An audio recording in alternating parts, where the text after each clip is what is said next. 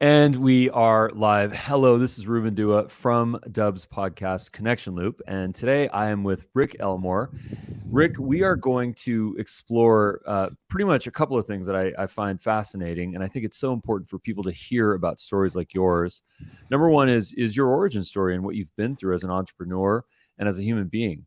But I also think it's really interesting to talk about how your personal history and your background led you to build a company that is creating something that I think is fascinating, which is combining robotics, personalized letters, and ultimately giving people what they want, which is more results. So if you could start with a short bio, I'd love to get into it after that. Yeah, so well, thanks for having me. I appreciate to be Yeah. here. My name is Rick Elmore. I'm the owner and founder of Simply Noted. Kind of dive into what that is later, but grew up in California. I have a twin brother. We played sports growing up. Come from like a middle class family. I was the first person to go to college.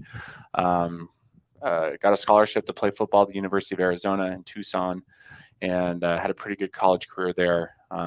Led the Pac-10 back then in multiple stat categories my junior and senior year. I was a 3-year starter for Mike Stoops. So after I got done, I was drafted into the NFL in 2011 in the 6th round. Which Um, team? to Green Bay Packers. Yeah, my wife's entire family is from Wisconsin, so you can imagine how excited the house was when I got that phone call. But yeah, I had the very typical career. We were chatting about it before this. I've made way more money in sales than I ever made in the NFL. Journeyman, bounced around, played on different teams. Played for almost 4 years. Was like a third down pass rusher, like a special teams specialist, and then when I got done, I jumped into the corporate world. Had a lot of success there. I was rookie of the year at Stryker, my first year, and then it was either top 1% or top 5 sales rep at the company in the next 4 years. But I found out the corporate journey was not going to be the journey I was going to take. I wanted something more for myself. I wanted to challenge myself. I just knew I think everybody has their own internal compass. You just know what's right for you. You feel it, and I felt like I had to do something else. So I went back and did my MBA. In 2017, and about a year into my program, I had a marketing professor say something that was so profound to me, which led me to starting Simply Noted, which was um, going over success rates in marketing. Everything was super low. And then he said, handwritten notes have a 99.2% open rate. So I thought that was a really cool idea if we can figure out a way to scale it. And that's how we got to Simply Noted. Now you've been through some health issues along the way, and you strike me as someone that really is a massive persistence person, a massive perseverance Mm-hmm. person. You've been able to get through certain challenges in your life. What did you go through, and how did it change you, and what did you learn from it? Well, I'm glad we talked about this before. I think it's a very taboo subject because I've talked Mm. to tons of business owners who've had lots of challenges physically, emotionally, in the growing process of becoming successful as a business owner. We talked about when I was working at Stryker. I had a W-2 paycheck, and a company took care of everything. And I was on this big cruise ship, and everybody was going down the ocean all together. And then I jumped ship. I was on a dinghy, and I was pulling people with me, and now I was responsible for their W-2s and making sure they got home safe. So it was a really it's a total mind switch. It's jumping from being an employee to a business owner. Being responsible for people it's a big mind shift. But yeah, tons of challenges. That first year was nothing but excitement, adrenaline. The opportunities endless. Like, let's go. And then as that adrenaline wears off, you start, kind of, settling into the reality of what's happening. I was like, I've started a robotics software and industrial automation company, thinking it was going to be a lot easier, and it was not. And I have a sales and marketing background. So, yeah, tons of health issues, tons of stomach problems. I think the stomach problems are very normal, especially in high stress situations. I've talked to many founders who've had stomach issues Yeah. that go unexplained for years, and Mm. I've had those challenges. Yeah. My immune system getting sick a lot more, losing sleep. That was something I never struggled with. losing sleep's a real thing. Don't think that's not normal, because that is normal. Can't shut your brain off. I literally dream vividly about what I'm going through right now. That was never a thing. I literally dream about like meetings I'm going to have, or a meeting I did have, or things I wish I would have said differently. So that is very different. I've been hospitalized multiple times. So Right. So you had yeah, a rupture in the lining of your stomach, right? yeah, I did, and that was a very scary moment that led to an eye-opening realization that do not take your health for granted, Mm. because when you're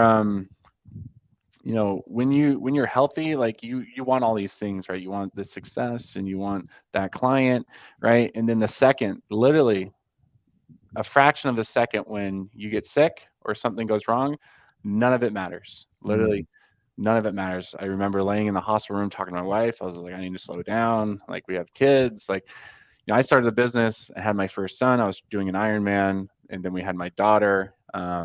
You know, bootstrapped. I mean, it's been a very stressful 5 years, but I tell people there's light on the end of the tunnel. It's Yeah. all about perspective. It's all about how you frame it. You grow through what you go through, but you got Right. to take care of yourself. And like you said earlier, I do pride myself on putting myself in challenging situations and persisting and figuring it out. And that's really what's been my motto and in my career for the last 20 years. But yeah, um, that the health is a real thing. It's a Yeah. real I part of mean, the journey. folks, I can't stress how important this piece of advice is. Especially for founders, CEOs, leaders, people that are taking risk in their lives, people that have responsibility for other people. I mean, we're talking to someone right now that lost 50% of his blood, had 5 blood transfusion, was in the ICU for 7 days, fainted at a coffee shop, all because of stomach issues. And just think about this. Let's put this in the perspective right now. So, Rick, we don't want to use you as the example of someone that has gone through terrible health issues, but I mean, your story is an inspiration to us because, frankly, you persevered, and here you are. What was the pandemic like for you? I thought I started. People make excuses for their failures, and I never wanted to be somebody who made an excuse for why I failed. Extreme ownership. It is incredibly important to me. Like, if there's a problem, I make it extremely personal to solve it. But yeah, it's not been easy. I started Simply Noted in 2018, and then we've gone through a pandemic, multiple recessions, right, or at least crazy things going on in the world. The work from home thing. Um, you know, gone through an election. It's Yeah, just been right. absolutely nuts. I've had my kids. I've had these health issues, so it has not been and I don't want to like woe is me whatsoever, but I'm just telling you, like, all these things are a part of the entrepreneurial journey. Like, what you Mm. see online, and this is why I say this a lot on podcasts, what you see is these influencers and online personalities drawing this lifestyle of what it's like to be an entrepreneur. Like, they're lying to you. There's so many emotions involved in it, from Mm. extremely high, big highs and lows. I'm kind of like a mellow person. I don't get too high and too low, but these personalities, Yeah, it's not that's real. the It's truth. not real. That's the Yeah. truth. Well, here we are to counter that information with real, gritty information about what it is to be an entrepreneur. Um, when you mentioned that you got COVID, you mentioned that you were on a breathing machine for hmm how many days were you on a breathing machine for? So when you're super stressed, and a lot of people don't, they should teach you about human and like anatomy, like seriously in high school, like, and make you really pay attention to it. I think I had like a general health class, but like, when you're super stressed out and your cortisol levels are super high and you're not sleeping, you're not getting sun, you're not exercising, your diet is crap, like, your body's hormones are just so off. Like, my immune system was down. I mean, like, my kids would sneeze and I would get sick. My immune was just so down for like 3 years. Mm. Yeah, and then I actually got COVID for a second time, but it wasn't a big deal. But like, after that time, I was like, man, I just got to change. I changed my diet. I really started focusing on sleeping. I started leaving my phone out of the room, so I would not touch my phone in the middle of the night. That was a big deal, so I can sleep through the night. Yeah, I've lost like 25 pounds that's important. That's like important. back on. And then like one day I was like, man, I'm 265. Like, when did this happen? And Mm. so I've really made a huge effort in the last just under 2 years to get things back in line. Because again, like once something's wrong, that's all you care about is not having that thing wrong with you anymore. Nothing else matters. That's it. So important. There are these chemicals that we're all that are just traveling through our bloodstream, and they're positive and they are negative and they are everything for us. These are dopamine and serotonin and cortisol and adrenaline and hormones and so many other things that make life what it is. And I think it's so interesting to take a moment to just become aware of how these chemicals are affecting us and how we're producing more or less of these chemicals. And of course, the stress chemical is cortisol. And we talk about this all the time. Everyone has probably heard this at some point on a podcast. I actually have become so conscious of cortisol that I can literally feel it in my brain when I'm in a stressful situation, especially if there's some sort of an amygdala trigger situation where there's a high stress in an immediate amount of time. Boom, I can feel it. I said, boom, that's cortisol. It's literally entering my mind, and also adrenaline, so that I can react. And I have a choice in just a couple of seconds to act, to respond, to react. I can make a choice at that point. And I can also become cognizant of the frequency that I'm getting those types of stress attacks in my mind and in my life, frankly, to figure out if I need to make changes in my life. And what you mentioned was, you mentioned sleep, you mentioned, understanding stressful situations, family life. I'm sure there's some balance in there, diet. There's so many things that you're sort of working through here. And where have you landed? What has, I think everyone's different, but what has worked for you? Well, I think besides leaving your phone out of your bedroom when you sleep at night, which is I think entrepreneurship is just it's so much more. It's more than just the business. It is the ultimate personal growth journey you'll ever go on.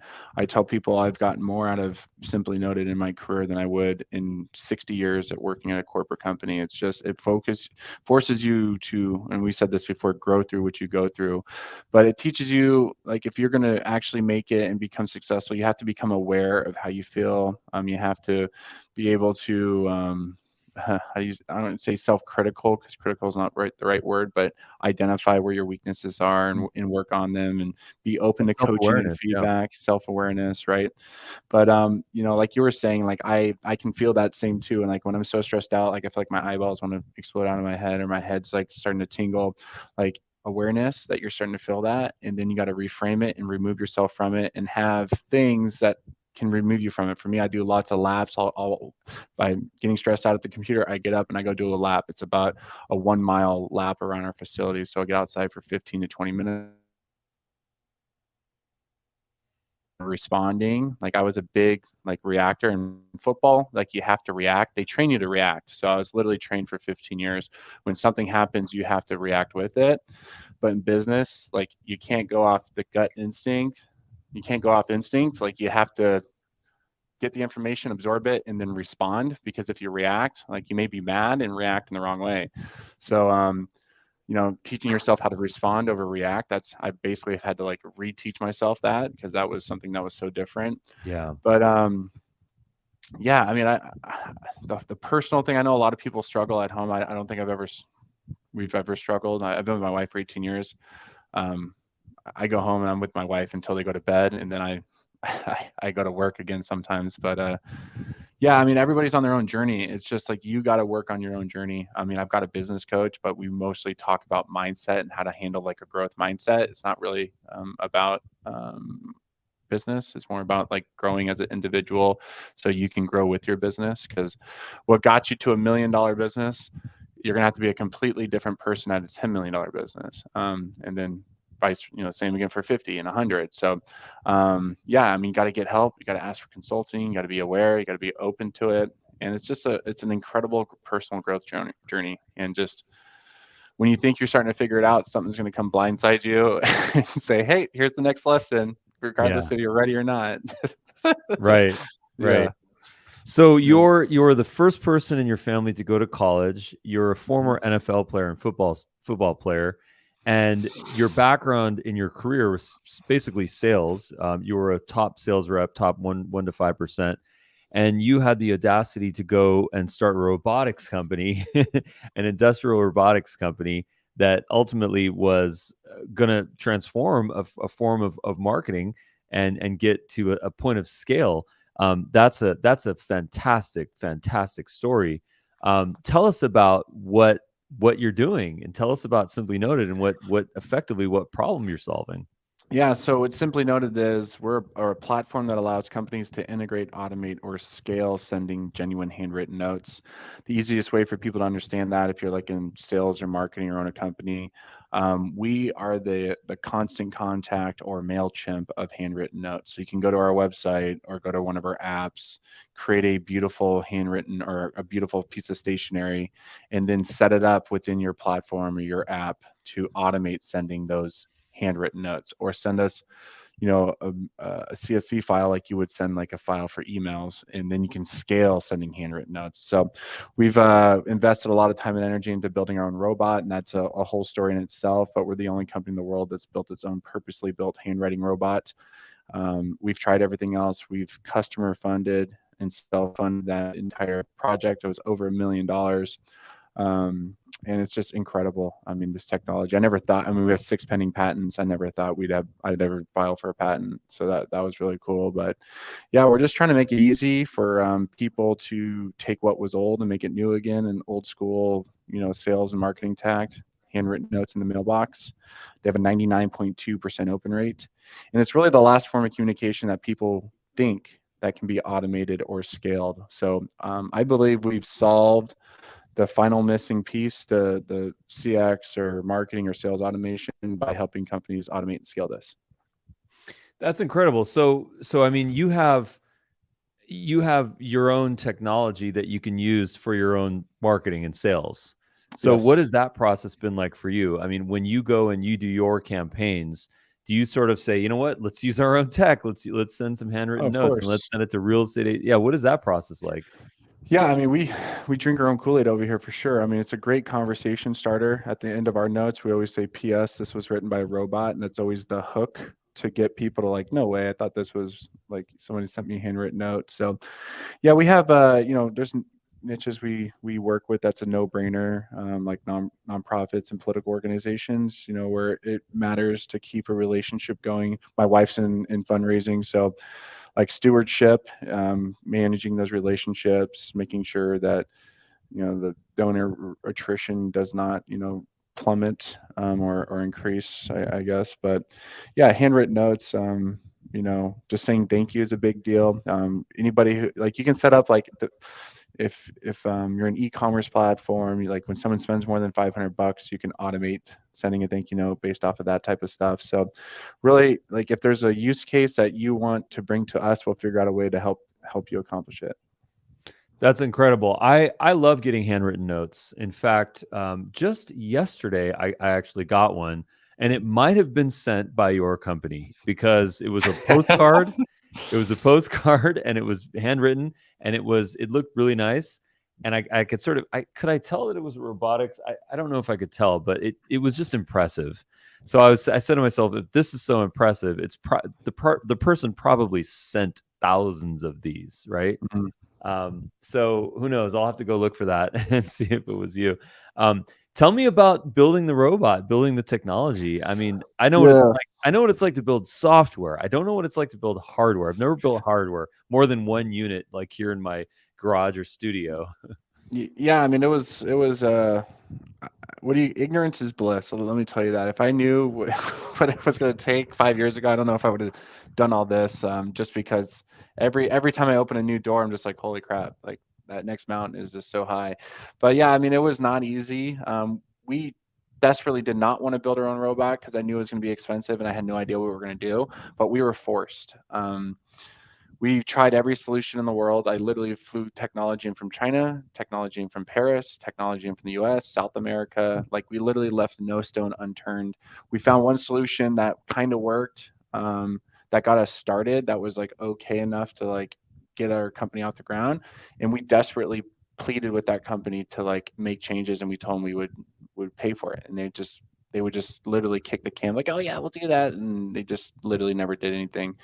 Um, So I just got to work. I started networking with the business like people that I know here in Phoenix. Told them about what problem. I had no idea even where to go.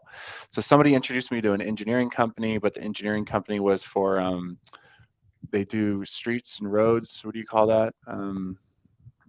Yeah, Oh no, civic engineering or civic engineering. He's like, you yeah. need a mechanical engineer. So he introduced me to somebody else. And I did 14 phase zeros, which is basically 14 consulting contracts where you pay somebody to look at your project and give you their opinion on how they would do it. Basically, measure 14 times, cut once, right? But we had to cut twice because the first person we went with was incredibly bad. Wasted 6 months and about 80 grand just going. Are you there? Yeah. Oh, sorry. Yeah, so I mean, I basically just asked a lot of people, got 14 different people's opinions. We found a company after we started with another one and it went really bad.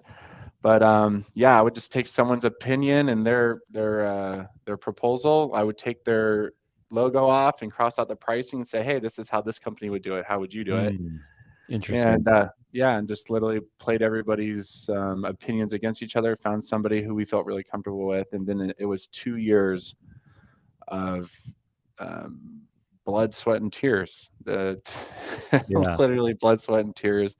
$1 million between research, development, and production.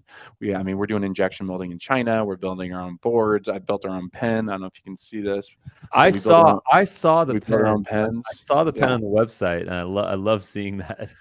Yeah, so it's like we build our own pens. I mean, we've over-engineered everything about this. I mean, it was built to sell eventually. You know, it's always been for this to reach its potential, somebody else is going to have to come in and go global. But yeah, it's been a fun journey, a lot of growth for sure. Incredible. So if you were to if someone were to say, I'm sure there you know all the objections at this point, but if you were to get the rejection of, well, why can't we just use a printer for this, or a fancy heat printer, or a fancy inkjet, or a fancy laser, something like this, how would you educate that person in terms of how much better your tech and your experience would be? Well, if you need a genuine handwritten note, you'd come to us because our pens actually dig into the paper, so you actually see the pen indentations, Hmm. and then the ink flow out of the pen actually follows like the nooks and crannies of the paper. We use really thick textured paper, so you can actually see the ink how it flows, and then like the ultimate test is to like lick your finger and try to smudge the ink. If you lick your finger and like go on there and press the ink, it will smear, and that will not happen on like a photocopier. I mean, we have a $200,000 printing press that can print our handwriting styles on it. Just you can tell it's fake. So, in industries where it's like relationship matters, it's a service, and you really are trying to build that relationship. You know, uh, Real estate, mortgage, nonprofit, political, like high value ticket items, like where the relationship is a difference maker and it can keep people there. They want authentic handwritten notes. But I agree. if Beautiful. you're yeah, and if you're you're selling a cheaper item and you just don't have the margins and you're just trying to get someone to respond, maybe you would go with a print option. But when you want something authentic, that's when people contact us. That makes a lot of sense. And then I always have to ask an entrepreneur and an owner, what's the exit strategy? You know what? I just turned 35, so I'm still pretty young. I do have a 3 and a 5-year-old.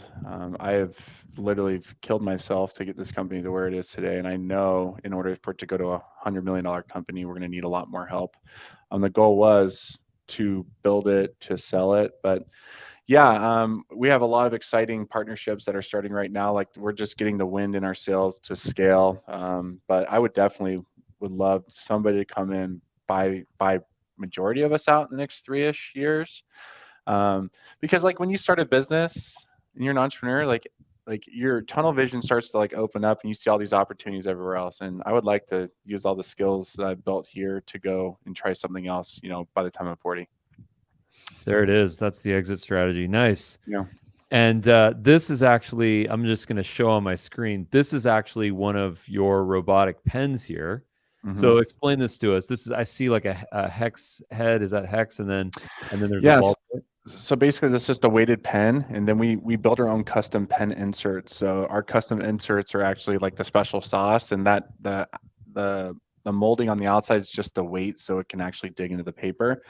But our pen inserts are 3 times larger than a normal pen insert, just because we write so many notes. These pens, I don't think anybody's ever wrote it on a pen to a point to where it ran out, but our machines will go through at least 1 or 2 of these a day, and they're 3 times bigger than a normal pen. So plus, when you talk about ink, like, this is how much we've geeked out about this. Like, we've talked about, like, the viscosity, which is the wettability of the ink. We wanted Yeah. our ink to actually, like, smear a little bit more versus like a big ballpoint pen, which it has a really dry viscosity, so it doesn't smear as much. So, like, we've taken into consideration, like, the viscosity. Our pen inserts aren't vacuum sealed, they're pressure sealed. So we actually get pressure to push this ink out, so we actually can get all ink, because pens fail. Like, we've over engineered this way too much. So maybe, yeah, way too much. But That's incredible. yeah. My kid, my 9-year-old son, he wants a 3D printer really badly. And I'm thinking to myself, I was like, okay, do I get the 3D printer? If I'm going to get it, do I get the $200 special on Amazon, or do I go get a good one? Do I let him, Yeah. work up to something really good? Just And get him an Ender 3. what's that? Just get him an Ender 3 Pro. It's a great starter. Ender 3? Ender Okay. 3 Pro. Ender 3 Yeah, it's Pro. $249, and yeah, Ender 3 Pro. Yeah, I Yeah, have a couple of them. They're good. Okay, that's cool. So, I always ask myself, I always say, at some point 5, 10, 15 years ago, 3D printers existed at large corporations. They were probably the size of a room. And, it took 5, 10, 15 years to get to the point where now we can literally have a 3D printer at our home and build a holder, an iPhone case holder, or a whatever we want to build. I mean, the sky's the limit, with actually moving parts, like some of those, like, sort of dragons that I've seen built with 3D printers, with the tail, and every single piece is a little bit smaller and the tail completely moves. It's like magnificent to see that. Yeah. How long is it Go to until... Thingiverse. What's that? Go to Thingiverse. It's a great 3D printing Thingiverse, platform that's where it. they just have Thingiverse. Yeah, Thingiverse. Yeah. That's so cool. Yeah.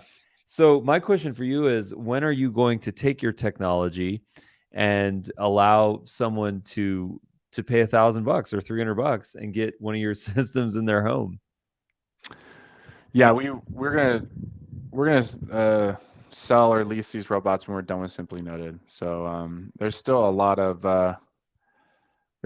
like, when you're releasing a product, I'm sure you know this. Like, I mean, I work with backend developers, full stack developers, and even when you think you're done, like, when you start going to quality control or testing, you're always going to find a bug. So Yeah. we still have a lot of things we need to iron out, but that's just, it's an iterative process, right? It's, subtractive and additive manufacturing. We're still like Gen 1.2. We've made updates already, but we already know there's some updates we want to do. We don't want to release a machine that we're going to have to babysit nonstop either. Yeah. Well, listen, Rick, where can people learn about you? Where can people go and get some notes printed for their business? Yeah, we love sending everybody a free sample. If you just go to simplynoted.com, and then right in the middle of the screen, it says request a free sample, and we'll do right there on that home screen, request a sample, and it's literally just give us your name and your address, and we'll send you a nice sample kit. Or just connect with me on LinkedIn. I'm on LinkedIn all day. I mean, it's my only, like, social platform that I'm on. And if you guys have any questions, I'm happy to connect with you there.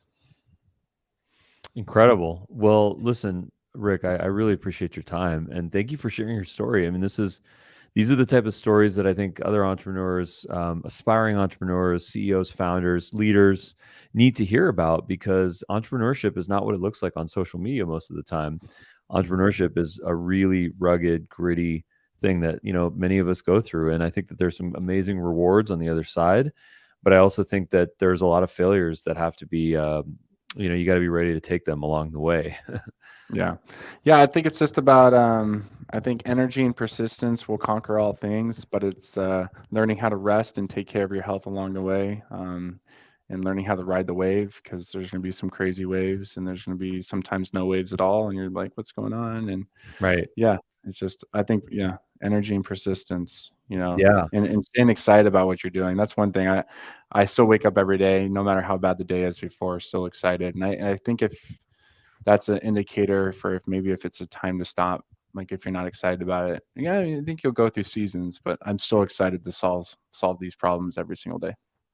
Yeah, I mean, there's a great paradox in here, which is that if you spend all of your time chasing the money and you're not living for the moment, being healthy, spending time with your family, being present, then what is the point? Because by the time you get this money that you're looking for, it's going to be buried with you 6 feet under or cremated with you. So I think it's Yeah. time that we entrepreneurs, we say, you know what, let's get healthy, let's be Yeah. present, let's spend that quality time. And I had to go through a decade of failures and health issues and a lot of the stuff that you were talking about in my own way, for me to realize that. And I'm proud to say today I went to my kids' book fair at 11 a.m. I found the time to do it. I woke up a little earlier, and I wouldn't have done that. Decade prior, I would not have done that at all. I would have just been like, that's not a priority for me. So, Yeah.